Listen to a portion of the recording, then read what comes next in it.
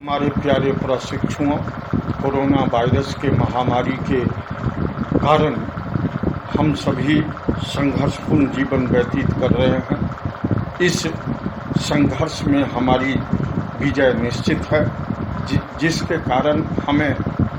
और आपके बीच की दूरी बनी हुई है। इस दूरी को कम करने के लिए हमारे महाविद्यालय प्रबंधन के द्वारा हमें ये सूचित किया गया कि पठन पाठन को जारी रखने के लिए, इस पाठ्यक्रम को अग्रसारित करने के लिए वीडियो क्लिप के द्वारा बच्चों में कुछ पाठ्यक्रम को आगे की ओर अग्रसर किया जाए, बढ़ाया जाए। इसके निमित्त हमने शैक्षिक अवसरों की समानता में 1986 के राष्ट्रीय शिक्षा नीति के तहत जो वर्णित है, उसके कुछ बिंदुओं पर हम प्रकाश डालना चाहेंगे। सबसे पहले नारी शिक्षा की समान अवसर लाने के लिए राष्ट्रीय शिक्षा नीति में कहा गया, जिसमें पुरुषों की तुलना में नारियों की शिक्षा को समतुल्य किया जाए। इसके लिए सभी शिक्षाओं को,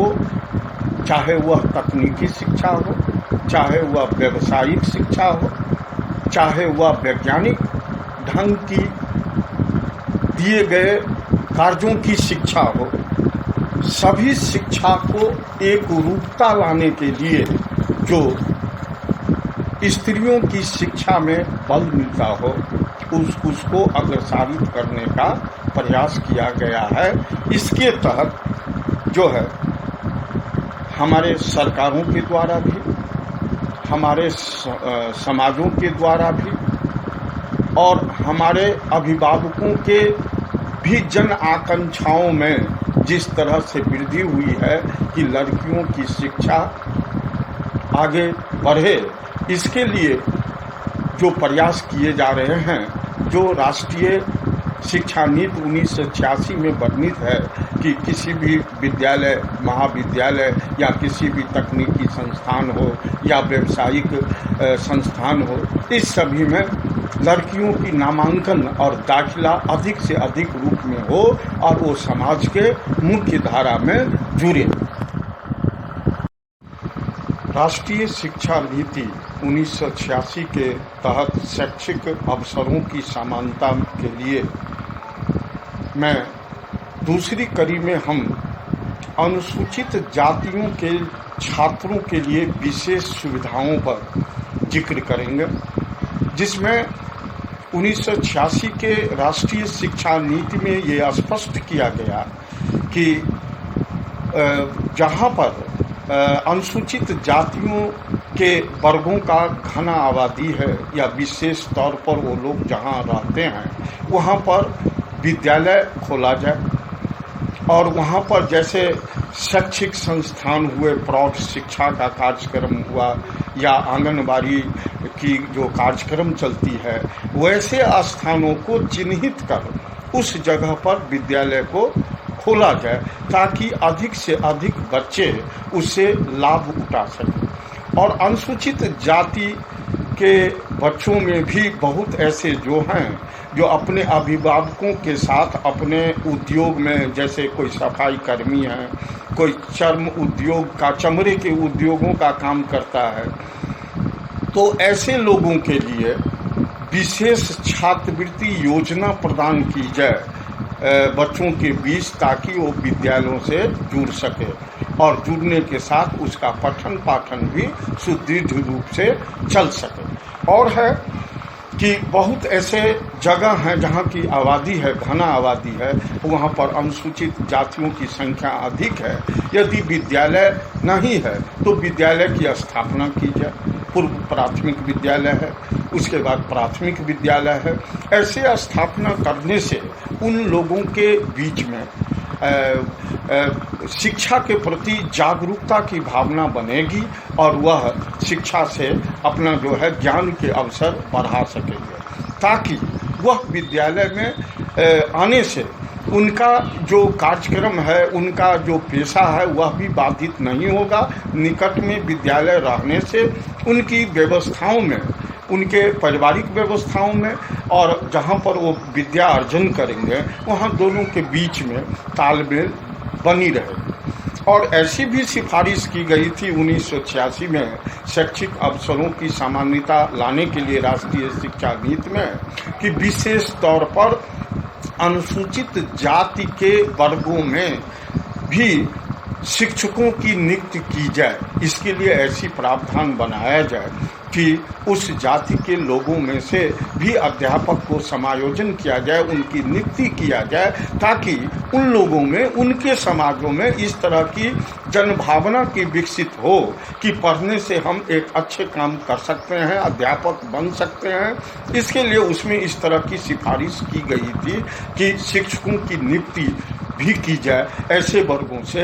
जिस वर्गों में शिक्षा के प्रति या उस समाजों में शिक्षा के प्रति जो उदासीन रवैया है वह जो है सो समाप्त हो सके और उस शिक्षा के माध्यम से वह समाज के मुख्य धारा में जुट सके। जिसका ये कारण आप ये भी जानते हैं कि शिक्षा आविष्कार की जननी है। यदि हम शिक्षा के माध्यम से उन्हें जागृति करेंगे, उन्हें अनुसूचित जातियों को बढ़ावा देंगे, तो वह भी एक दिन देश के सभ्य और सुसंगठित नागरिक के रूप में उभर सकेंगे। राष्ट्रीय शिक्षा नीति 1986 के तहत शैक्षिक अवसरों की समानता के लिए मैं दूसरी कड़ी में हम अनुसूचित जातियों के छात्रों के लिए विशेष सुविधाओं पर जिक्र करेंगे, जिसमें 1986 के राष्ट्रीय शिक्षा नीति में ये स्पष्ट किया गया कि जहाँ पर अनुसूचित जातियों के वर्गों का घना आबादी है या विशेष तौर पर वो लोग जहाँ रहते हैं वहाँ पर विद्यालय खोला जाए और वहाँ पर जैसे शैक्षिक संस्थान हुए, प्रौढ़ शिक्षा का कार्यक्रम हुआ या आंगनबाड़ी की जो कार्यक्रम चलती है, वैसे स्थानों को चिन्हित कर उस जगह पर विद्यालय को खोला जाए ताकि अधिक से अधिक बच्चे उससे लाभ उठा सकें। और अनुसूचित जाति के बच्चों में भी बहुत ऐसे जो हैं जो अपने अभिभावकों के साथ अपने उद्योग में, जैसे कोई सफाई कर्मी है, कोई चर्म उद्योग का, चमड़े के उद्योगों का काम करता है, तो ऐसे लोगों के लिए विशेष छात्रवृत्ति योजना प्रदान की जाए बच्चों के बीच, ताकि वो विद्यालयों से जुड़ सके और जुड़ने के साथ उसका पठन पाठन भी सुदृढ़ रूप से चल सके। और है कि बहुत ऐसे जगह हैं जहाँ की आबादी है, घना आबादी है, वहाँ पर अनुसूचित जातियों की संख्या अधिक है। यदि विद्यालय नहीं है तो विद्यालय की स्थापना की जाए। पूर्व प्राथमिक विद्यालय है, उसके बाद प्राथमिक विद्यालय है। ऐसे स्थापना करने से उन लोगों के बीच में शिक्षा के प्रति जागरूकता की भावना बनेगी और वह शिक्षा से अपना जो है ज्ञान के अवसर बढ़ा सकेंगे, ताकि वह विद्यालय में आने से उनका जो कार्यक्रम है, उनका जो पेशा है, वह भी बाधित नहीं होगा। निकट में विद्यालय रहने से उनकी व्यवस्थाओं में, उनके पारिवारिक व्यवस्थाओं में और जहाँ पर वो विद्या अर्जन करेंगे, वहाँ दोनों के बीच में तालमेल बनी रहे। और ऐसी भी सिफारिश की गई थी 1986 में शैक्षिक अवसरों की सामान्यता लाने के लिए राष्ट्रीय शिक्षा नीति में कि विशेष तौर पर अनुसूचित जाति के वर्गों में भी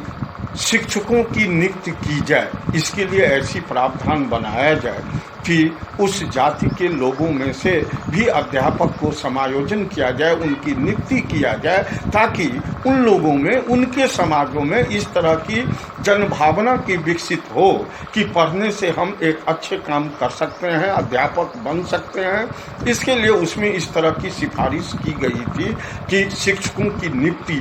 भी की जाए ऐसे वर्गों से, जिस वर्गों में शिक्षा के प्रति या उस समाजों में शिक्षा के प्रति जो उदासीन रवैया है वह जो है सो समाप्त हो सके और उस शिक्षा के माध्यम से वह समाज के मुख्य धारा में जुट सके। जिसका ये कारण आप ये भी जानते हैं कि शिक्षा आविष्कार की जननी है। यदि हम शिक्षा के माध्यम से उन्हें जागृति करेंगे, उन्हें अनुसूचित जातियों को बढ़ावा देंगे, तो वह भी एक दिन देश के सभ्य और सुसंगठित नागरिक के रूप में उभर सकेंगे। राष्ट्रीय शिक्षा नीति 1986 के तहत शैक्षिक अवसरों की समानता में के लिए तीसरा बिंदुओं पर हम प्रकाश डालेंगे, जो है अनुसूचित जनजातियों के लिए शिक्षा। इस शिक्षा के लिए अनुसूचित जनजातियों के लिए विशेष तौर पर सरकार ने के द्वारा प्रयास किए जा रहे हैं कि और प्रयास करने की ओर अग्रसर भी। इसमें अनुसूचित जाति जनजाति के बच्चों के लिए सर्वप्रथम उनसे ऐसे विद्यालयों की स्थापना हो ताकि अनुसूचित जाति के जो अभिभावक हैं, जो अपने बच्चे को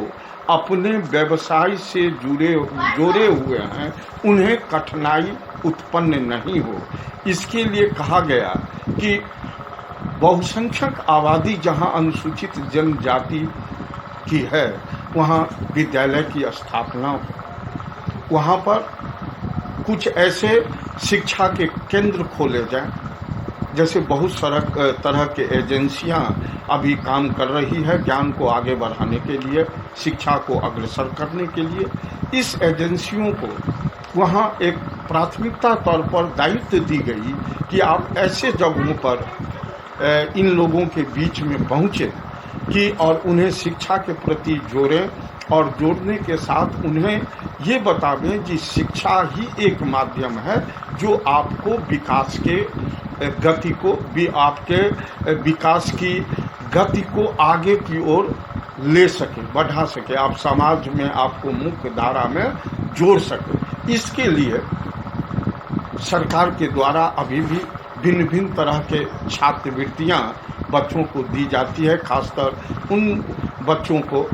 जो आर्थिक रूप से कमजोर हैं उन्हें छात्रवृत्तियां प्रदान की गई है। उनके लिए छात्रावास की व्यवस्था की जाती है। विशेष तौर पर अनुसूचित जाति जनजातियों के बच्चों के लिए छात्रावास की व्यवस्था की गई है ताकि बच्चे उसमें रहकर समुचित रूप से पठन पाठन कर सकें। उनके लिए प्रतियोगिता की जो परीक्षाएं होती है, चाहे किसी भी तरह की कंपटीशन होती है, नौकरियों के लिए ही हो या छात्रवृत्तियों के लिए ही कंपटीशन हो, तो उन्हें ये रियायत दी गई है कि उन्हें कम अंकों के साथ उत्तीर्णता की जाए ताकि वह भी बच्चे एक सामान्य बच्चों की भांति उनके पंक्ति में खड़े हो सके और खड़े होकर वह शिक्षा के क्षेत्र में वह आगे बढ़े और ज्ञान की प्राप्ति करे और देश के मुख्य धारा में जुड़े।